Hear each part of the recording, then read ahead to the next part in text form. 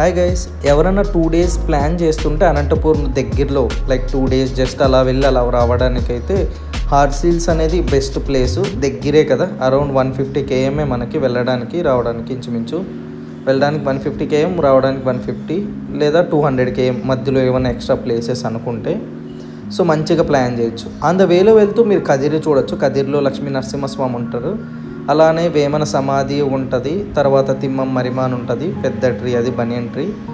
So అవి చూసుకుంటూ మనము హార్స్ హిల్స్ వెళ్ళొచ్చు అండి. హార్స్ హిల్స్ని ఏమంటారంటే ఆంధ్ర ఊటీ కూడా అంటారు. సో మార్నింగ్ టైం చాలా క్లౌడీగా ఉంటుంది. నేను వీడియో అప్లోడ్ చేశాను, అందరూ చూడండి ఎంత బాగుంటుందో.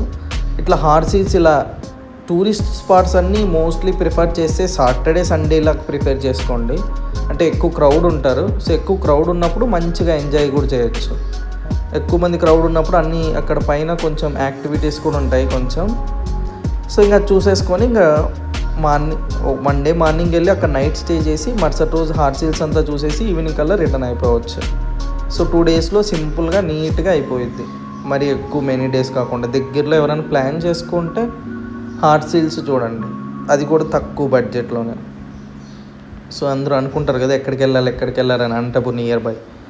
సో దగ్గరలో కంఫర్ట్గా 350-360 kilometers వస్తుంది.